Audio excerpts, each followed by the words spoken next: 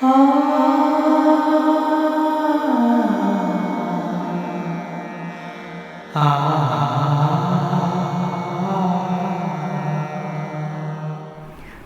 नमस्कार प्रकाश दादा नमस्कार। नमस्कार।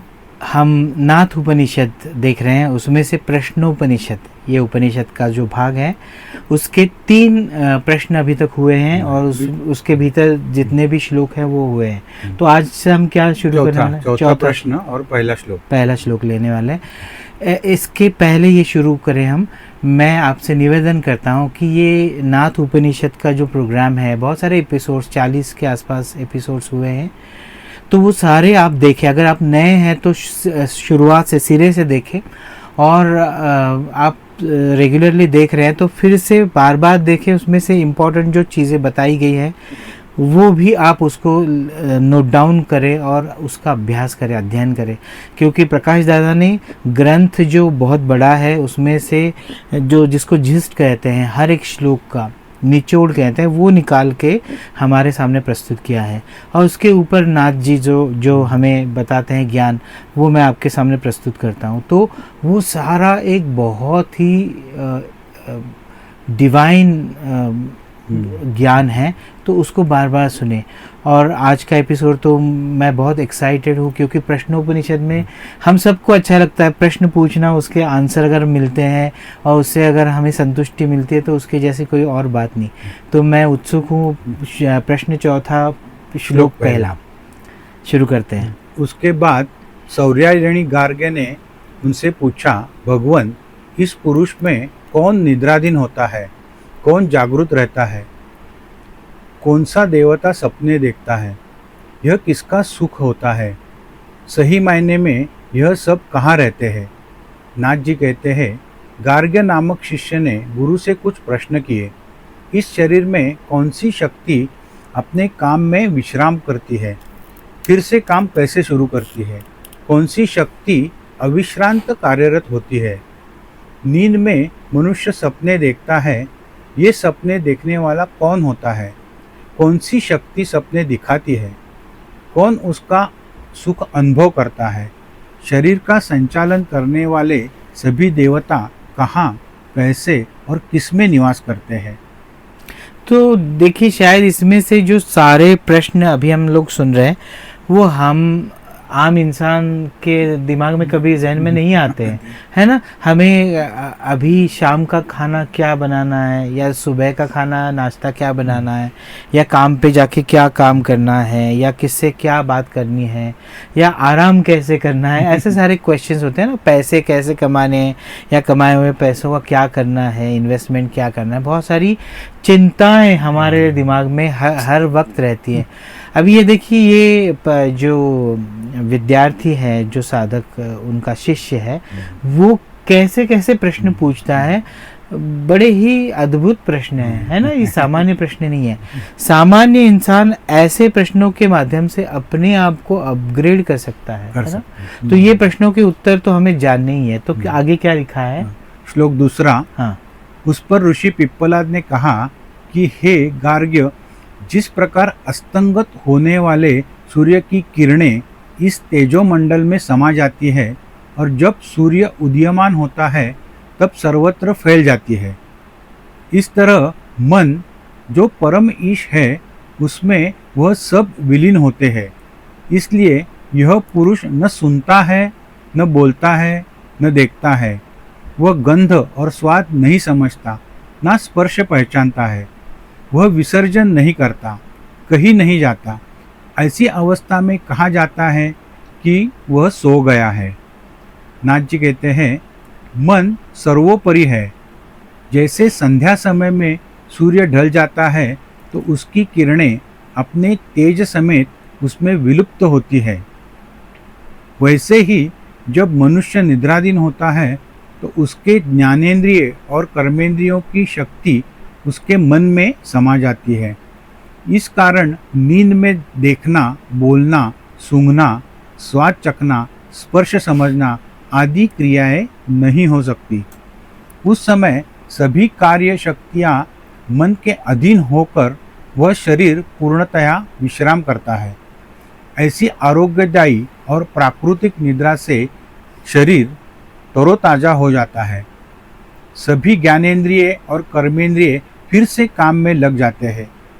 मन रूपी सूर्य में इंद्रिय देवताओं की कार्यशक्ति की किरणों का विलय होता है और कुछ देर बाद वे अपने अपने इंद्रिय में उदीयमान होती है। इसी को निद्रा अवस्था और जागृत अवस्था कहते हैं। मन कैसे काम करता है, शरीर कैसे काम करता है, आत्म तत्व भीतर उस वक्त क्या उसके साथ चल रहा होता है, ये सारी बातें बताई गई हैं। इसको फिर से सुनने की बहुत आवश्यकता है। अभी हम तीसरे श्लोक पर चलते हैं, फिर दोनों का मैं बताता हूँ। श्लोक तीसरा, इस शरीर रूप नगरी में सिर्फ प्राणाग्नि जागते हैं। यह अपान गार्हपत्य अग्नि है, व्यान अन्वाहार्य पाचन अग्नि है, क्योंकि वह गार्हपत्य अग्नि से निर्मित है। वह निर्मित होने के कारण आवहनीय प्राण है। नाथ जी कहते हैं, प्राण इस शरीर रूप नगरी का सम्राट है, वही अहर्निश जागृत रहता है। गार्हपत्य यानी गृहस्वामी अर्थात मुख्य व्यक्ति। अपान वायु खासकर अन्न पाचन करने का काम करता है। व्यान अपान से ही पैदा होता है और उसके प्रतिनिधि रूप में पूर्ण शरीर में अन्नरस पहुंचाने का कार्य करता है। वह शरीर के सभी अंगों में संचरण करता है, इसलिए हवनीय है। हर तरफ से हवन करके उसे पोषक सामग्री पहुंचानी पड़ती है, तभी वह कार्यरत रह सकता है। शरीर का विहित कार्य भी सुचारू रूप से चलता रहता है। अभी देखिए, जो प्राण, अपान, व्यान, उदान, समान, इसके बारे में धीरे धीरे हम लोग समझेंगे। लेकिन अपान जो है, अप आन, अप मतलब नीचे की ओर, आन मतलब हिलना, मतलब वहन करना है ना, नीचे की ओर प्रस्थान होता है।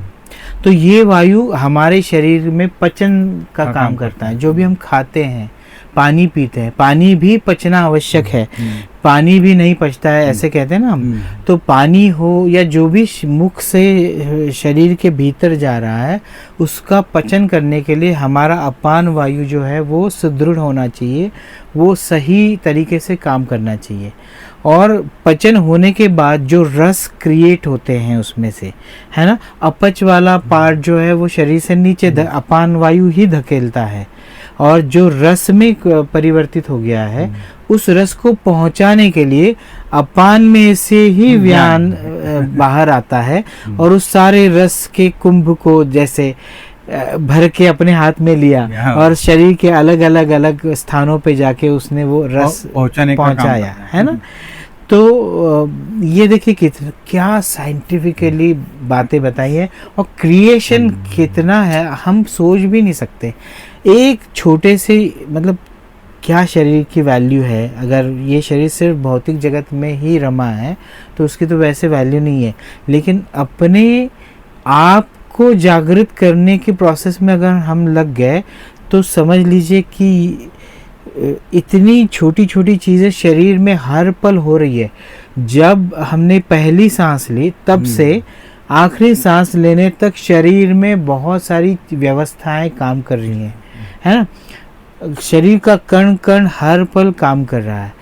और कैसे काम कर रहा है, अभी वायु के बारे में बता रहे हैं। तो अपान वायु से व्यान वायु बाहर आता है, इसलिए अपान वायु अगर अच्छे तरीके से काम कर रहा है तो व्यान वायु उसमें से बाहर निकल के उसको पहुंचाने का काम करेगा। इसका दूसरा मतलब क्या है कि हमें जागृत रहना पड़ेगा कि हमारा अपान वायु सही तरीके से काम करे। इसके लिए आप जो खा रहे हो, पी रहे हो, वो उसके खाने पीने के वक्त आप जो सोच रहे हो या उस कर्म कर रहे हो, उसके खाने के पहले और खाने के बाद भी जो सोचोगे, जो कर्म करोगे, आचरण करोगे, तो उसके कारण ही आपका अपान सही या गलत तरीके से काम करेगा। उसके कारण ही व्यान उसमें से निकलेगा या नहीं निकलेगा, या निकलेगा तो भी वो बड़ा वीक रहेगा, फिर वो सब कुछ पहुंचा नहीं पाएगा। ये सारी बातें एक दूसरे से जुड़ी है। जैसे आप बहुत घबराए हुए हैं, उस वक्त आप जो भी खाओगे वो क्योंकि आपका अपान डिस्टर्ब हो गया, मन डिस्टर्ब हो गया, तो अपान वायु भी डिस्टर्ब हो गया, तो वो पचाएगा नहीं ठीक तरीके से, तो उसमें से निकल के व्यान नहीं आएगा, या आएगा तो भी वो इतना स्ट्रांग नहीं रहेगा, तो वो सारे जो रस जहाँ पे पहुँचाने हैं वो पहुँचा नहीं पाएगा। तो जब डर रहेगा, स्ट्रेस रहेगा, टेंशन रहेगी, तो आप जो खाते हो शरीर को सही तरीके से वो पहुँचता नहीं है। तो कहते हैं ना कि जब खाना बना रहे हो तब, जब खाना खा रहे हो तब, और खाना खाने से पहले और खाना खाने के बाद आपका मन बड़ा ही शांत होना चाहिए, प्रसन्न होना चाहिए, आपका पूरा फोकस उस खाने पर होना चाहिए। तो सारे वायु जो शरीर में काम करने के लिए रेडी हो जाएंगे, वो सही तरीके से काम करेंगे। अगर आपका मन और कहीं भटक रहा है, जब समझो टीवी देखते देखते आप खा रहे हो या मोबाइल देखते खा रहे हो, तो उसमें से जो चीज़ देख रहे हो, अगर उसमें एक्शन चल रही है या ड्रामा चल रहा है या जो भी इमोशंस वहाँ पे हैं, वो इमोशन के कारण मन उसमें उलझा रहेगा, और वो उलझने के कारण आपके शरीर में से सही हार्मोन सिक्रेशन नहीं होगा, सही रस का सिक्रेशन नहीं होगा, फिर अपान और व्यान सही तरीके से काम नहीं कर पाएंगे। तो कितना बारीकी से बताया गया है, इसलिए अन्न को पूर्ण ब्रह्म कहा गया है। और फिर ब्रह्म का आपके पेट में जो यज्ञ है उसमें हवन करना है। तो कितना प्योरिटी के साथ, कितनी डिविनिटी के साथ आपने वो सारा प्रोसेस करना है। ये सारी बातें हजारों सालों पहले बताई है। ये उपनिषद आज के नहीं है, हजारों सालों से। तो इतना साइंटिफिक यहाँ पे बताया गया है, हमें उसको फॉलो करना चाहिए। आगे बढ़ते हैं। श्लोक चौथा, वह उच्छ्वास और निश्वास इन आहुतियों को समान रूप से ले जाता है, इसलिए वह समान है। इस हवन का कर्ता मन है। आहुति देने पर मिलने वाला इष्टफल उदान है। वह दिन ब दिन इस कर्ता को ब्रह्मा के समीप ले जाता है। नाथ जी कहते हैं, उदान व्यान में हर रोज आहुति देकर शरीर का कार्य सुविध रखता है। उसके फलस्वरूप उदान मन को ब्रह्म में घुमाता है। वह मनुष्य की मरणोपरांत स्थिति और गति तय करता है। वही मनोरूपी यजमान को हर रोज उन्नत बनाता है, ब्रह्मा की ओर ले जाता है। उच्छ्वास और निश्वास यानी बाहर की हवा अंदर लेना और बाहर छोड़ना उदान वायु का काम है कि ये दोनों क्रियाएं एक समान हो। जितने श्वास उतने ही निश्वास समान का काम है, सम अवस्था रखना। ये समान वायु के बारे में बताया गया। ये जो पहली दो लाइन्स है, फिर से पढ़ते हैं, बड़ी इंपॉर्टेंट लाइन है जो ओरिजिनल है अर्थ उसका। वह उच्छ्वास और निश्वास इन आहुतियों को समान रूप से ले जाता है, इसलिए वह समान है। इस हवन का कर्ता मन है। आहुति देने पर मिलने वाला इष्टफल उदान है। वह दिन ब दिन इस कर्ता को ब्रह्मा के समीप ले जाता है। अभी इसमें देखिए कि व्यान जो है, व्यान ने वो रस जो है या जो भी न्यूट्रिशन है ना, प्रोटीन है, जो भी शरीर के लिए ज़रूरी है, वो चीज़ें या जो भी निर्मित हुआ है, अभी ऐसा नहीं कि टॉक्सिक है तो वो नहीं लेके जाएगा। इसीलिए टॉक्सिक को ऐसा मत खाओ पियो कि वो रक्त में लेके जाएगा रस। तो व्यान का काम है जो भी निर्माण हुआ है उसको ले जाके रक्त के माध्यम से सारे शरीर के भीतर पहुंचाना। अभी पहुंचाने के बाद उस स्थान में जहाँ पे वो रस पहुंचा है, जो भी मटेरियल जो है रस के माध्यम से एनर्जी वहाँ पे पहुंची है, उससे उस रक्त, मांस, मेद, अस्थि, मज्जा, इन सारे चीज़ों को लाभ पहुंचता है, वो उदान के कारण पहुंचता है। ऐसा यहाँ पे बताया है। समान नहीं, समान श्वास का और उच्छ्वास के बारे में बताया गया। दो अलग अलग चीज़ें। उदान का क्या है, ये लास्ट लाइन में जो बताया ना, वह दिन ब दिन कर्ता को ब्रह्मा के समीप ले जाता है। हाँ, उसके पहले आहुति देने पर मिलने वाला इष्टफल उदान है। हाँ, आहुति देने पर। हाँ, हाँ। हमने आहुति दी और जो रस निकला वो पहुंचाने का काम व्यान ने किया और उसका जहाँ पे पहुंचाया वहां पे उसको वो लाभ प्राप्त करके देने वाला जो वायु है वो है उदान। उदान के कारण हमारा शरीर में जो रक्त में है या हमारे हड्डियों में है कैल्शियम को सोख लेने का काम करता है। अगर उदान सही तरीके से शरीर में नहीं काम कर रहा है तो भले आप ऊपर से कैल्शियम मैग्नीशियम ये सारी गोलियां कितनी भी खाओ लेकिन वो उदान ठीक काम नहीं कर रहा है तो हड्डियां सोख नहीं पाएगी, उसको एब्सॉर्ब नहीं कर पाएगी। एब्सॉर्प्शन का काम उदान के माध्यम से होता है। तो अपान व्यान और उदान ये एक से दूसरा, दूसरे से तीसरा ऐसे निकल के वो काम करते हैं, है ना। तो सबसे इम्पोर्टेंट यहाँ पे हो गया अपान, है ना।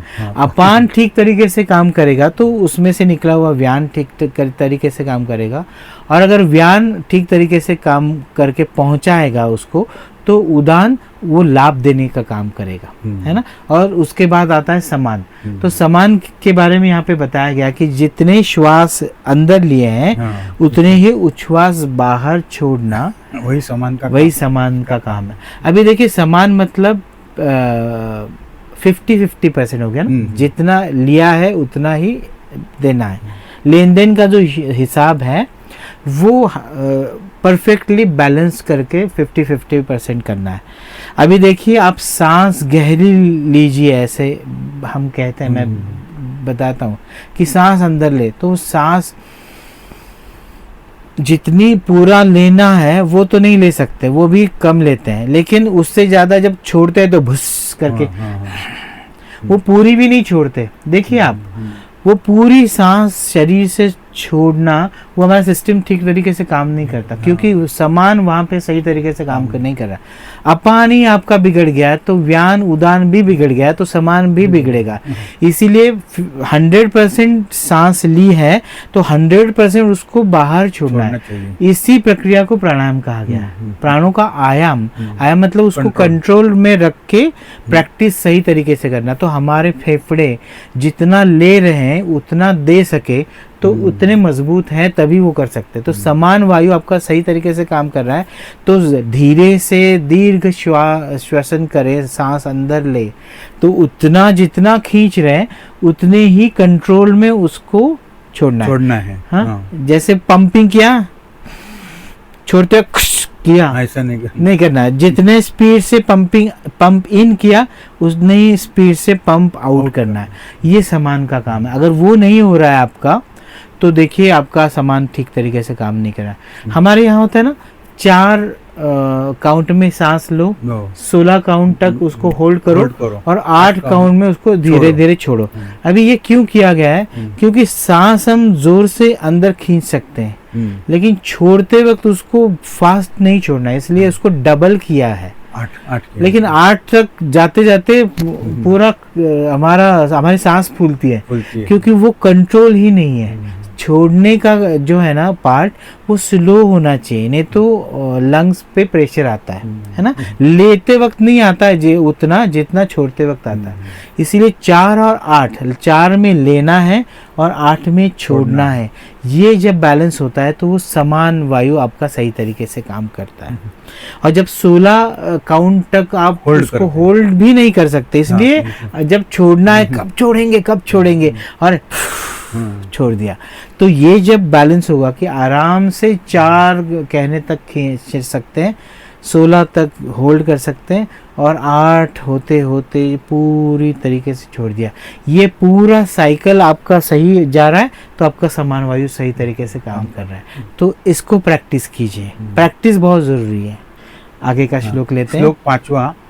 यह देवता सपने में बड़प्पन का अनुभव करता है, जो कुछ पहले देखा है उसे फिर से देखता है, जो सुना है उसे पुनश्च सुनता है, देश और दिशा के बारे में जो कुछ अनुभव किया है उसे बार बार दोहराता है। देखा अनदेखा, सुना अनसुना, अनुभूत अननुभूत, सत असत, सब कुछ वह देखता है, अनुभव करता है। नाथ जी कहते हैं शरीर सो जाता है, अन्य देवता और उनके गात्र शिथिल हो जाते हैं, लेकिन यह सम्राट अर्थात मन जागृत रहता है। वही सब कुछ देखता है, वही सपने देखता है। सपने में वह कुछ भी कर सकता है, क्योंकि मन ब्रह्म स्वरूप है। वह सभी जगह पहुंच सकता है। जिस तरह वह भूतकाल में विचरण करता है, उसी तरह भविष्य काल में भी जा सकता है। काल चक्र के चलते जो घटनाएं अनुभव आगे चलकर आने वाले हैं, उन्हें मन अपनी विशेष सामर्थ्य से आज ही देख सकता है। लोग जिसे सिद्धि कहते हैं, और कुछ नहीं मन की शक्ति सिद्धि कहते हैं, वह और कुछ नहीं मन की शक्ति है। वही सत असत देखता है, इसलिए मन का सामर्थ्य अपार है। सिद्धियां मिलना कितनी सहज चीज है, वो कृपा से ही मिलती है। आपके हमारे प्रैक्टिस से नहीं मिल सकती। हाँ। सिर्फ प्रैक्टिस से नहीं मिल सकती, कृपा चाहिए। कृपा से ही मिलती है। जब आप हमारे सद्गुरु नाथ जी को लगेगा कि ये देना है, उसकी वो पात्र है, तभी वो मिलती हैं। बहुत बार अपात्र लोगों को भी मिलती हैं, ऐसा नहीं है, वो उनका नसीब होता है। लेकिन अभी देखिए, हम जब भगवान को भोग चढ़ाते हैं तो ये पानी का सर्कल करते हैं और ऐसे नाक पे हाथ रख के कहते हैं कि ओम प्राणाय स्वाहा, ओम उदानाय स्वाम, व्यानाय स्वाम, अपानाय स्वाम, व्यानाय स्वाम, उदानाय स्वाम, ब्रह्मणे स्वाहा। तो ये ब्रह्म जो पांचवा भाग है यहाँ पे प्राण का, वायु का, वो ब्रह्म क्या है? वो मन की स्थिति है ना, मन की स्थिति। मन ब्रह्म के माध्यम से कहीं भी जा आ सकता है। इसलिए मन का जो वेग है, उसका स्पीड जो है वो तूफान है, उसको लाइट से भी ज़्यादा है, और उसको कैलकुलेट ही नहीं कर सकते। देखिए, अभी मैंने कहा कि आप चंद्रमा को देखिए, तो आपको चंद्रमा को देखने के लिए बाहर जाकर आकाश में देखने की ज़रूरत नहीं, या अभी रात की होने की ज़रूरत नहीं। आप आपके मन के पटल पर उसी क्षण चंद्रमा को देख रहे हैं। मैंने बोला आपको पूर्ण चंद्र देखिए, तो आपके मन पे एक फ्रैक्शन ऑफ सेकंड में पूर्ण चंद्रमा दिखाई देगा, है ना। तो इतना मन स्पीड से जाता है, उससे उसके स्पीड से तो लाइट भी नहीं जाता है, वहाँ तक पहुँचता है। लाइट पहुँचने से पहले मन पहुँचता है। वो क्यों? क्योंकि वो ब्रह्म से जुड़ा हुआ है। लेकिन जब वो ब्रह्म से विपरीत भौतिकता में जुड़ता है, तो वो जड़त्व की तरफ जाता है। फिर उसका स्पीड कम हो जाता है, और स्पीड कम होने के कारण वो भौतिक जड़ चीज़ों से परे जो तत्व है, सूक्ष्म तत्व है, शक्ति है, उसको देख नहीं सकता, उसको महसूस नहीं कर सकता, उससे कम्युनिकेट, कांटेक्ट नहीं कर सकता।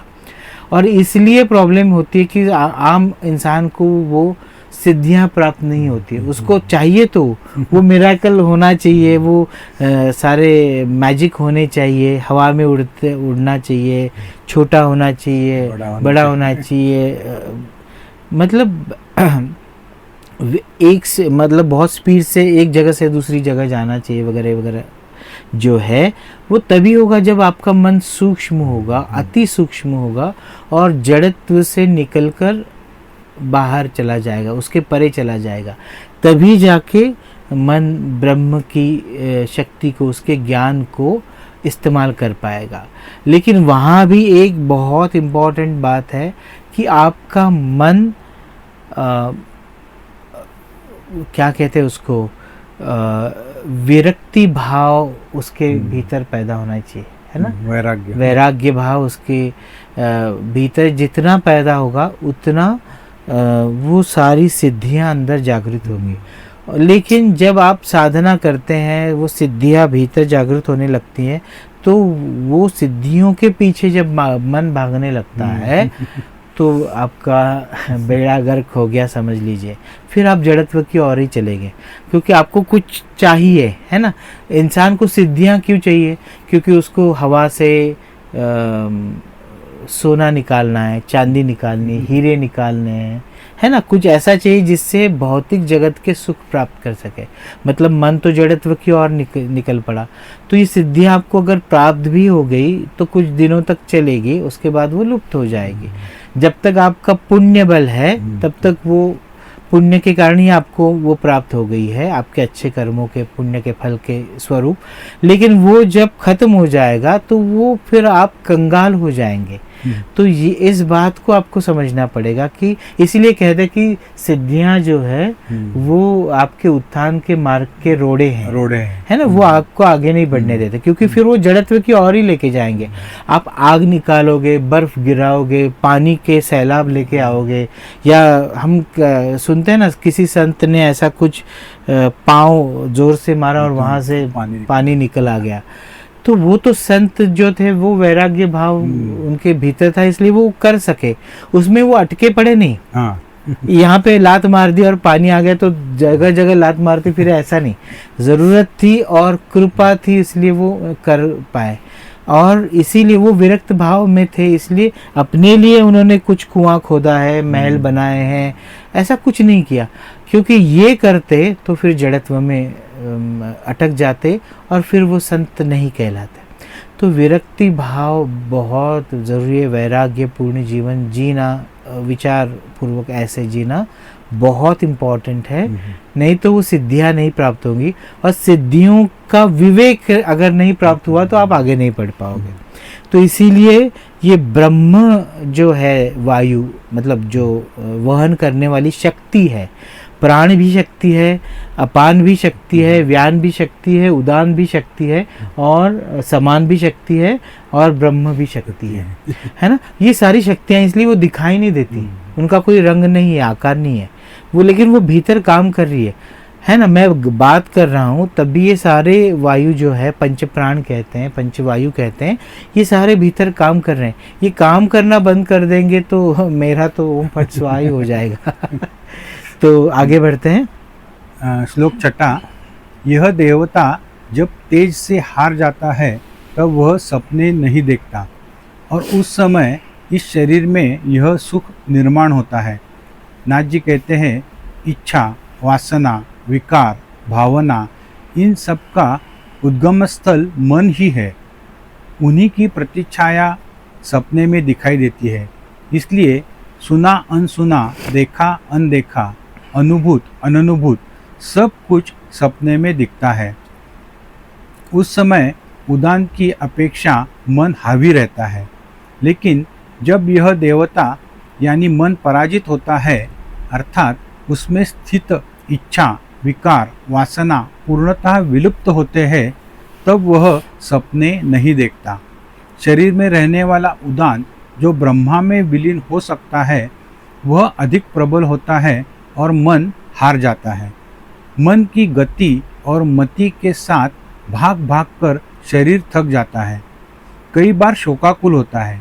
लेकिन जब मन काम करना बंद कर देता है, इच्छा वासनाओं की पूर्ति के लिए शरीर को दौड़ाना छोड़ देता है, तब शरीर सचमुच शांत हो जाता है, सुखमय बनता है।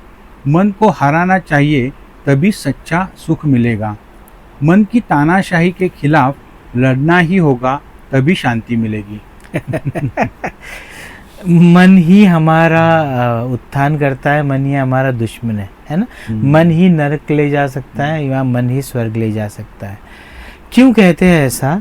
क्योंकि देखिए मन, अभी आप देखिए कि आपको अगर डरावने सपने आते हैं या अच्छे सपने आते हैं, बुरे सपने आते हैं, इसका मतलब है मन अभी भी ब्रह्म स्वरूप नहीं हुआ है ना, ब्रह्म स्वरूप होने के नीचे के लाइन में है। और वहाँ पे बताया गया कि अपान भी काम नहीं कर पा रहा है। हाँ। मन जब एक्टिव होता है तो नहीं कर पा रहा।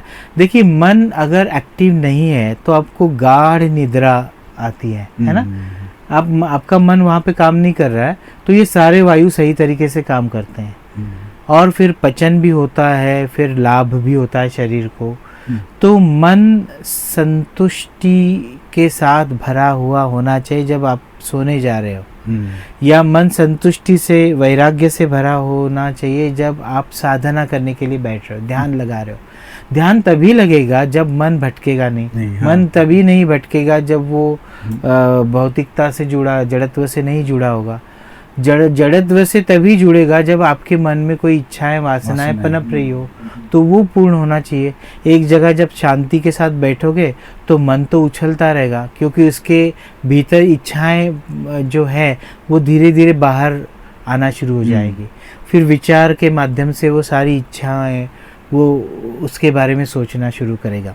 जैसे बैठते हैं ना, फिर बैठने के बाद चंची निकालते हैं, उसमें से वो मटेरियल निकालते हैं। बैठे नहीं कि ये शुरू होता है। वैसे ही मन बैठा तो अपनी चंची से विचार निकालेगा अलग अलग तरह तरह के, और फिर इसको मलता रहेगा। तो ये मन को ये काम नहीं करने देना चाहिए। इसलिए ध्यान जब लगाओगे तो लगाने से पहले आधे घंटे कुछ भी ऐसा मत करो जिससे ध्यान मन भटकेगा। और बैठते हुए मन को बताओ कि मन, अभी तक तो तू भटक रहा था, अभी थोड़ी देर के लिए मैं जो करना चाहती हूँ उसके लिए तू शांति से बैठना, है ना। और कोई अपनी सोच मत शुरू करना, है ना। और आधे घंटे के या 1 घंटे के बाद जब भी ये खुलेगा ध्यान, तब तुम फिर से अपने आप को जो भी करना है वो करना। क्योंकि धीरे धीरे मन को भी ये आदत पड़ जाएगी कि अरे ये अननेसेसरी फालतू चीज़ों के बारे में सोचने का क्या मतलब है, कोई मतलब नहीं। और एक बात परसों नाथ जी बता रहे थे, वो मुझे आपको बतानी बड़ी ज़रूरी है, बहुत इंटरेस्टिंग है। परसों कोई पूछ रहा था मुझे सेशन के बाद, तो मैं बोला कि ऐसा क्यों होता है कि जब हम रात भर सोते हैं, सोते समय तो बड़े अच्छे फ्रेश होते हैं, कोई मलाल नहीं, कोई कुछ दुख नहीं, कुछ नहीं, लेकिन सोने के बाद जब उठते हैं तो डिप्रेसिव महसूस करते हैं, तो यह दुख ही महसूस करते हैं और इनसिक्योर महसूस करते हैं। कभी कभी ऐसे होता है। तो ऐसा क्यों होता है दादा? मैंने बोला, नाथ जी ने उस दिन क्या बोला वो बताता हूँ। नाथ जी ने कहा कि आप जो है ना, हर जीव वो 7 डायमेंशन में एक ही साथ जीवित है अभी।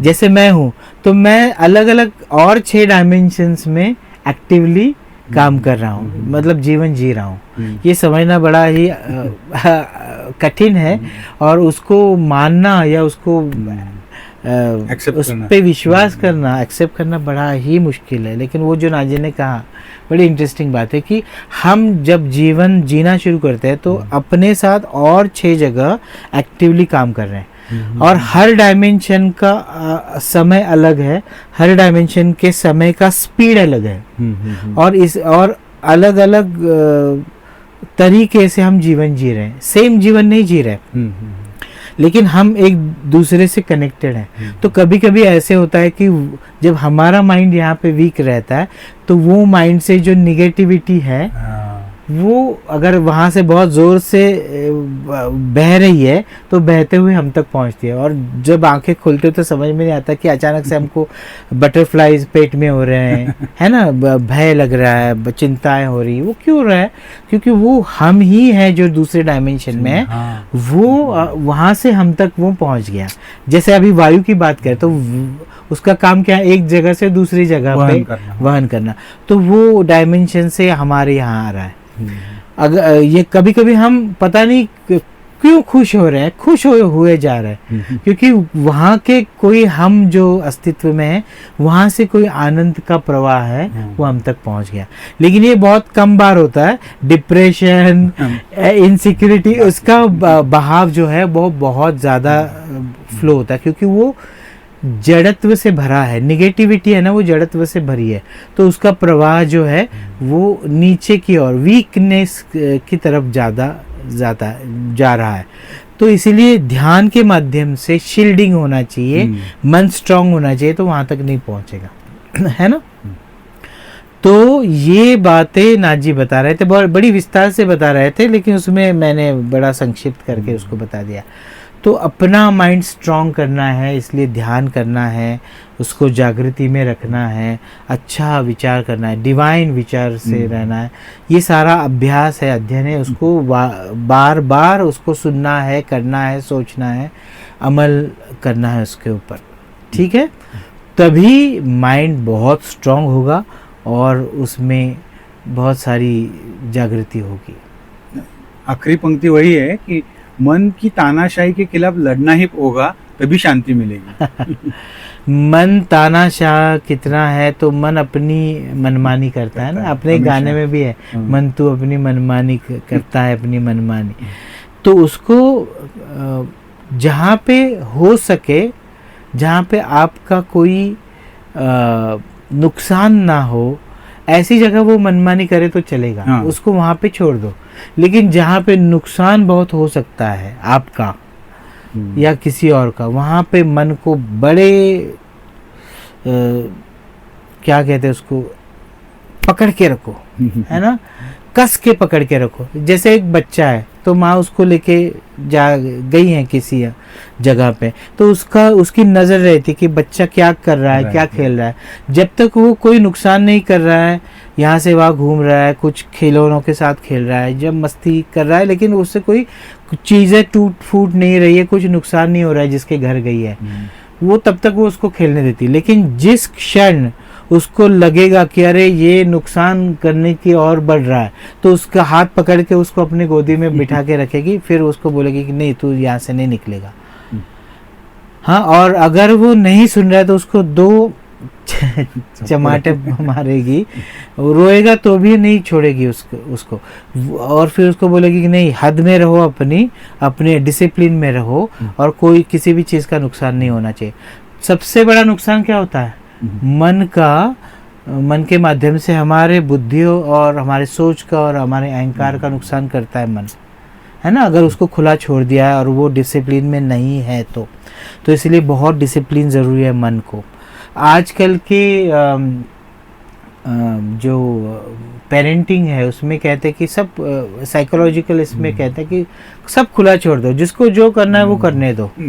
ऐसा कैसे हो सकता है?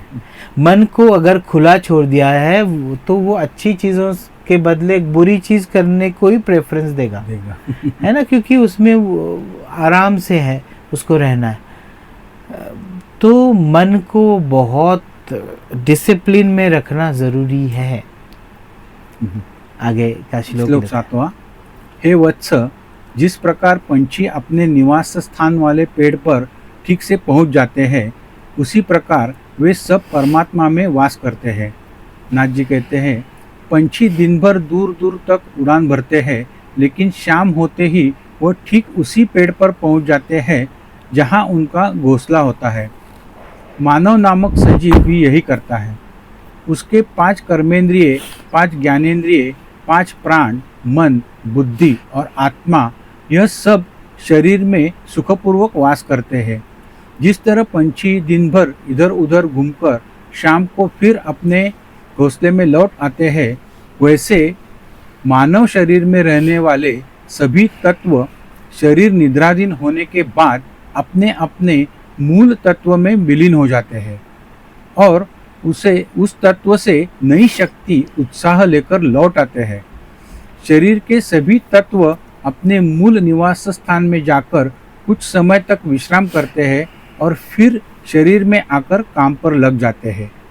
पंछियों की सहज स्वाभाविक क्रिया का उदाहरण देकर पिप्पलाद ऋषि मनुष्य की नित्य क्रिया का गुह्य समझाते हैं। यहाँ बताया है कि प्राकृतिक निद्रा हर सजीव के लिए कितना महत्व रखती है। देखिए कि आप ध्यान में हैं तो वो निद्रा का काम ध्यान ही करता है। आप 8 घंटे भी साधना कर सकते हो या 1 घंटे भी साधना करोगे तो 8 घंटे का रिचार्ज होता है। लेकिन सामान्य इंसान क्या है, वो मंदिर जाएगा, पूजा अर्चा करेगा, जप जाप्य करेगा, लेकिन उसको 8 घंटे की नींद चाहिए।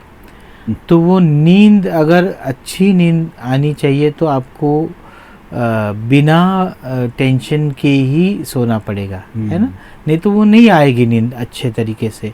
और वो नींद में आपके भीतर बहुत सारी प्रक्रियाएं यहाँ पे जो बताई गई हैं वो होती है। मुझे ये थोड़ा सा अलग विषय है, फिर से मुझे धन्यवाद देना है संध्या ताई को। हाँ।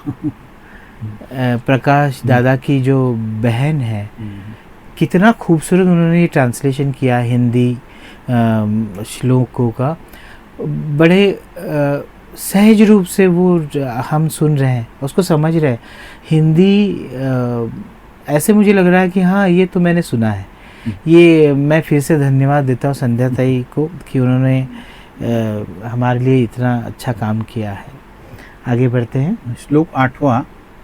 पृथ्वी और पृथ्वी मात्रा, आप तथा अपो मात्रा, तेज और तेजो मात्रा, वायु और वायु मात्रा, आकाश और आकाश मात्रा, चक्षु और चक्षु विषय, कर्णेंद्रिय और उसके विषय, घ्राणेंद्रिय और उसके विषय, रस और रस विषय, त्वचा और स्पर्श विषय, वाक और बोलना, हाथ और देने का काम, उपस्थ और आनंद के विषय, गुदा और विसर्जित घटक, पाव और चलने की क्रिया, मन, विचार, बुद्धि, अहंकार, ज्ञान और उनके विहित कर्तव्य, चित्त और चेतना देने वाले विषय, तेज और तेजोमय बनाने के विषय, प्राण और धारण करने योग्य विषय, ये परमात्मा से मिल जाते हैं।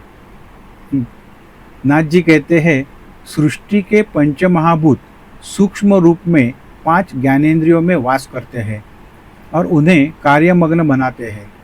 5 ज्ञानेंद्रियों के कार्य विषय, पंच कर्मेंद्रियों के कृति विषय और मन, बुद्धि, अहंकार, चित्त तथा प्राण और उन सब के संबंधित विषय, ये सब निद्रा समय में विश्राम करते हैं, अपने अपने मूल ब्रह्म तत्व में समा जाते हैं।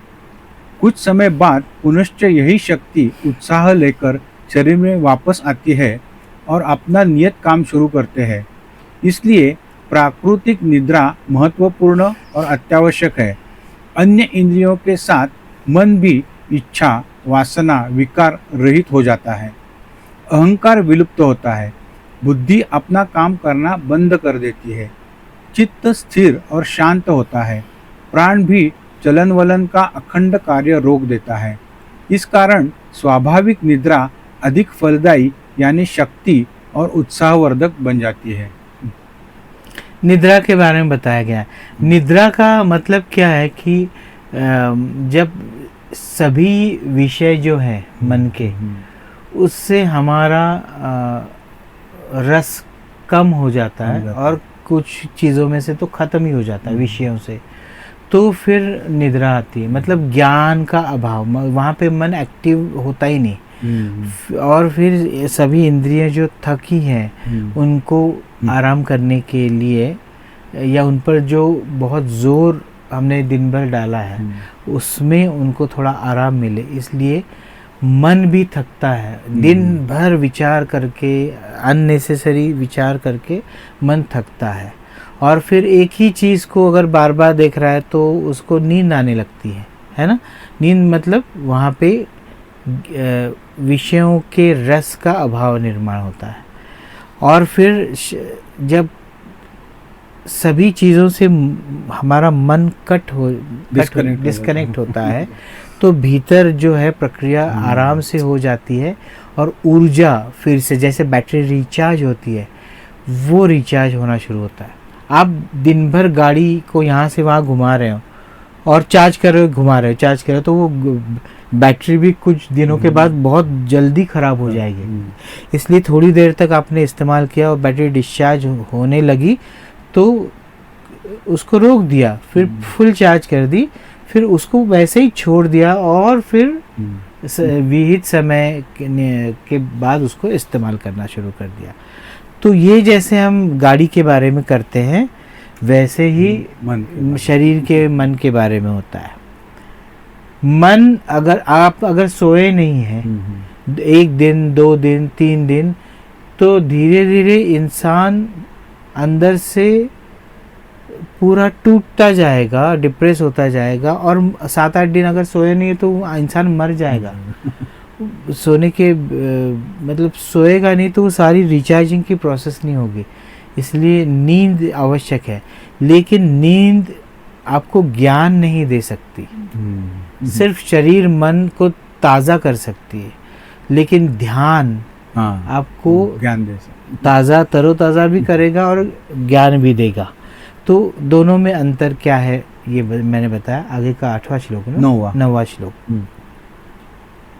यही वह देखने वाला, स्पर्श करने वाला, सुनने वाला, सूंघने वाला, स्वाद चखने वाला, सोने वाला, समझने वाला, कार्य करने वाला विज्ञानात्मा पुरुष है। वह परम श्रेष्ठ अक्षर आत्मा में सुख चैन से रहता है। नाथ जी कहते हैं, प्राण शक्ति ही मूल स्रोत है। वही अपने आप को विभाजित करके सभी ज्ञानेंद्रिय और कर्मेंद्रियों में कार्यरत रखती है। प्राण शक्ति के प्रभाव से वह अपना अपना कार्य सही तरीके से कर सकते हैं। दूसरे शब्दों में कहा जा सकता है कि प्राण की आँखों के द्वारा देखा है, त्वचा के स्पर्श का अनुभव करता है, नासा द्वारा सूंघने वाला, जिह्वा से स्वाद चखने वाला प्राण ही होता है। मन बुद्धि चित्त में वास करके सोचने समझने वाला, ज्ञान प्राप्त करने वाला प्राण ही है।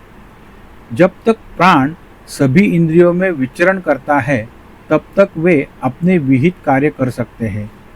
शरीर सजीव रहता है, वही परम ब्रह्म का अंश है, इसलिए वह सूक्ष्म रूप से आत्मा में निवास करता है। यह प्राण पुरुष ही सर्वश्रेष्ठ है, सबसे ऊपर है। साक्षात परब्रह्म उसके रूप में शरीर में निवास करता है, इसलिए सही तरीके से शरीर का उपयोग करना चाहिए, उसका सम्मान करना चाहिए। तो परब्रह्म प्राण के रूप में ही निवास करता है, ऐसे कहा गया। बहुत बड़ी बात है।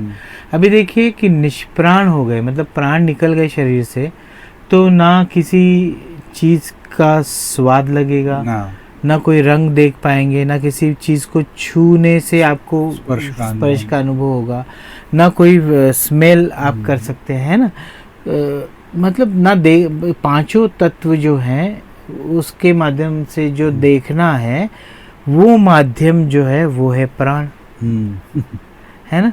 तो प्राण सबसे आवश्यक और सबसे महत्वपूर्ण बात है, और उन्हीं प्राणों का आयाम, मतलब उनको सही तरीके से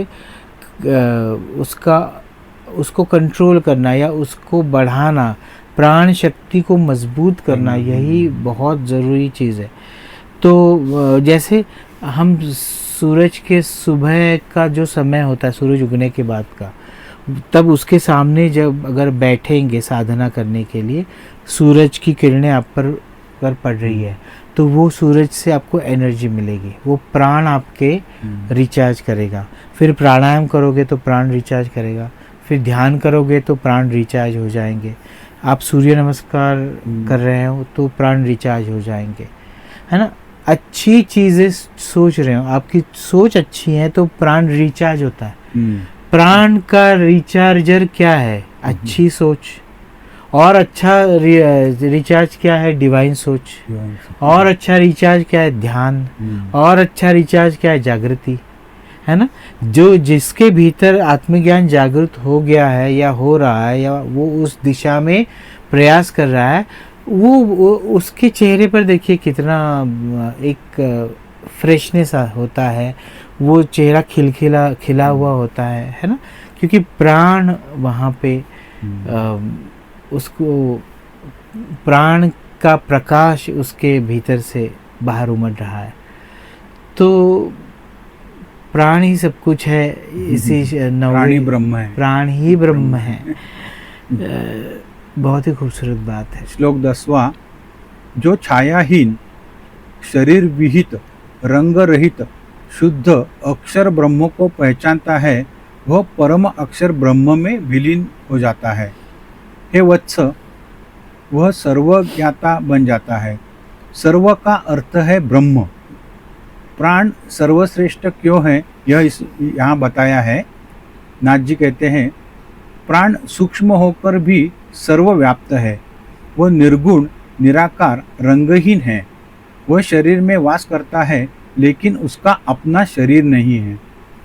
शरीर न होने के कारण वह छाया विरहित होता है। यह शक्ति रूप तेजस स्वरूप है, इसलिए शुद्ध है। उसमें विषय, विकार, अहंकार की मिलावट नहीं होती। विषय आदि विकार मन बुद्धि के कारण पैदा होते हैं। वहाँ प्राण का लेशमात्र संबंध नहीं होता। वह पूर्णतः और सदैव अविकारी, निर्लेप और निर्लिप्त होता है। उसका होना ही शरीर का होना है। इसलिए प्राण ही सर्वश्रेष्ठ है। जो प्राण का यह सूक्ष्म और सर्वव्याप्त स्वरूप जानता है, वही सच्चा ज्ञानी सर्वज्ञ है। जिसने प्राण को जाना, उसने सब कुछ जाना। उसी ने ब्रह्म को जाना। एक बार ब्रह्म को जानने के बाद समझने लायक कुछ भी शेष नहीं रहता। उसे हर जगह ब्रह्म दर्शन होता है। यही सच्चा अद्वैत है। सर्वज्ञ या ब्रह्मज्ञ होने के लिए ग्रांथिक पठन की नहीं, आंतरिक समझ की आवश्यकता होती है। इसे हमेशा ध्यान में रखें। श्लोक 11वां, क्योंकि अभी ये श्लोक 11वां जो होगा वहाँ पे प्रश्न 14 कंप्लीट होगा मेरे हिसाब से। तो फिर उसको समराइज करेंगे, क्योंकि प्राण के बारे में ऑलरेडी बताया गया है। अभी आगे का सुनते हैं। जिसमें सभी इंद्रिय शक्तियों सहित विज्ञानात्मा प्राण और भूतमात्र बसते हैं, उस अक्षर ब्रह्म को जो जानता है वह सर्वज्ञ होकर सब में प्रवेश करता है। नाथ जी कहते हैं, जो ब्रह्म का पूर्ण और सर्वत्र व्याप्त रूप जानता है वह सच्चा ज्ञानी है, सच्चा ब्रह्मज्ञ है। ऐसा ब्रह्मज्ञ अपने आप में सबको और सब में स्वरूप को देखता है। उसके मन में द्वैत भाव बिल्कुल नहीं रहता। उसको हर जगह ब्रह्म का साक्षात्कार होता है। इसी कारण उसके बर्ताव में सिर्फ समभाव और सद्भाव होता है। ऐसा ब्रह्मज्ञ सबसे अलग दिखता है, अलग से पहचाना जा सकता है। शरीर में रहकर ही वह ब्रह्मलीन हो जाता है। शरीर बंधन में रहकर भी वह परब्रह्म से एकात्म भाव से जुड़ जाता है। वह देहातीत अवस्था में रहकर अखंड ब्रह्मानंद का अनुभव करता है। तत्वज्ञ नहीं, ब्रह्मज्ञ बनिए, ऐसा पिप्पलाद ऋषि का कहना है। अभी देखिए प्राण को क्यों इतना इम्पोर्टेंस दिया नाथ जी जो बता रहे हैं, मैं बताता हूँ। क्योंकि वायु जो है शरीर के भीतर काम कर रहे हैं, है ना। उसको हम फील कर, मतलब उसको समझ सकते हैं, देख नहीं सकते। उस पर कोई कंट्रोल नहीं है। मतलब अपान वायु हमारा ठीक नहीं, इसलिए अपचन हो रहा है, अपच हो रहा है। तो जिसको अपच हो रहा है उसको देख के समझ सकते हैं, या वो खुद समझ सकता है कि मेरा अपान वायु ठीक तरीके से काम नहीं कर रहा है। या फिर वो कुछ गोली वोली खा के पेट साफ करने की कोशिश करेगा, फिर अपान वायु शायद ठीक तरीके से काम करे।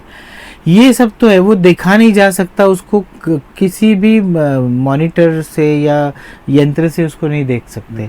लेकिन प्राण शक्ति को समझ के देख सकते हैं। कैसे? जिसमें प्राण है वो प्राणी है। प्राणी ई का मतलब है शक्ति। जो शक्ति से भरा है इसलिए जीवंत है ना, जिंदा है, वो प्राण से भरा है। उसमें कोई रॉकेट साइंस नहीं है। जो भी हिल डुल रहा है वो प्राण में है, प्राण शक्ति से भरा है। और जो बिल्कुल हिल नहीं रहा है, खत्म हो गया है, निष्प्राण हो गया है, उसमें से प्राण निकल गए। तो जो भी आपके इर्द गिर्द जिंदा है वो प्राण है, प्राण में है। और सभी में प्राण, आप में भी प्राण है, उसमें भी प्राण है, तो समान ही हो गया। ये समानता की बात जो है, हम कैसे समझ सकते हैं इस चीज को? तो मेरे सामने एक चींटी भी हो छोटी, वो अगर उसके भीतर प्राण है और मेरे भीतर प्राण है, जब तक वो चल रही है, जिंदा है, तो उसको झाड़ू से मारेंगे, पानी में बहा देंगे, तो मतलब मेरे भीतर के प्राण को ही मैंने मारना शुरू किया है। इस भावना से, इस भाव से ही हमको चलना है।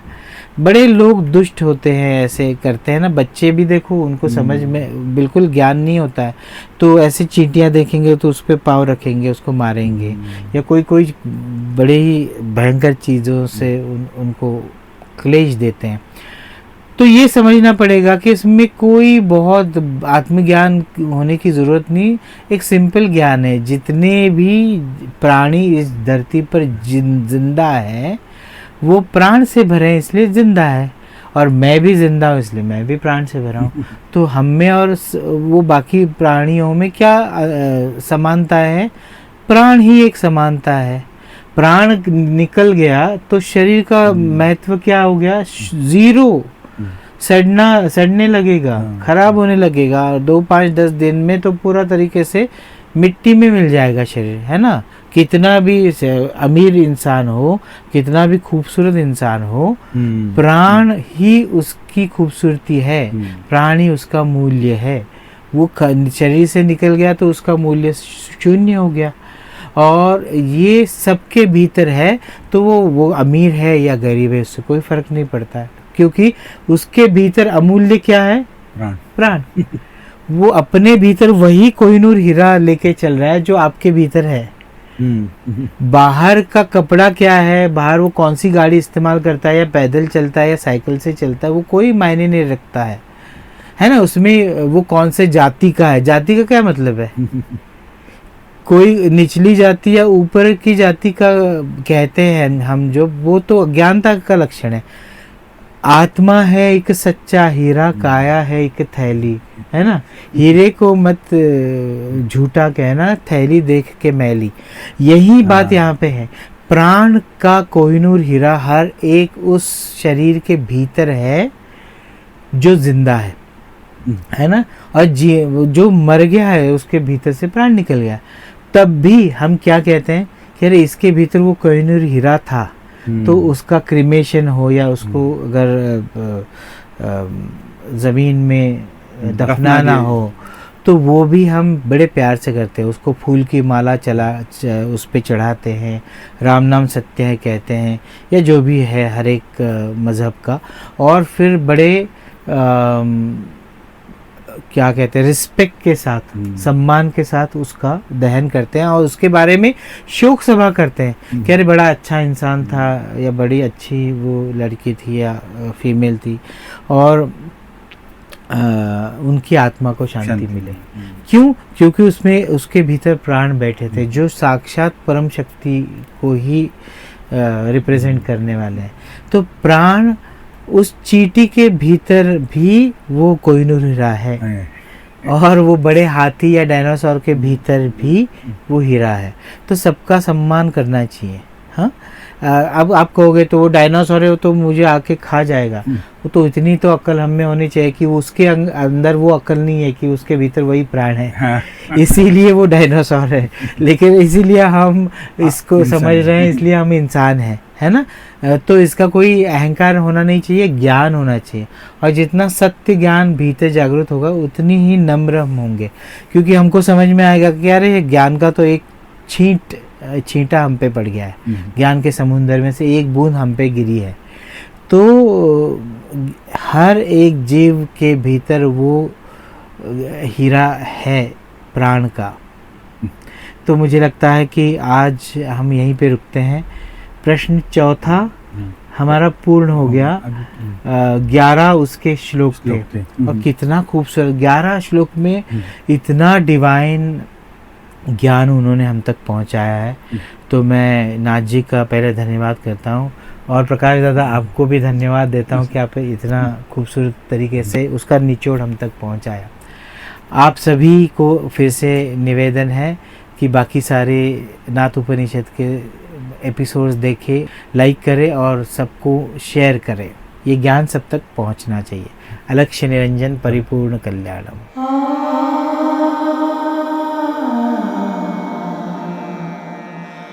Ah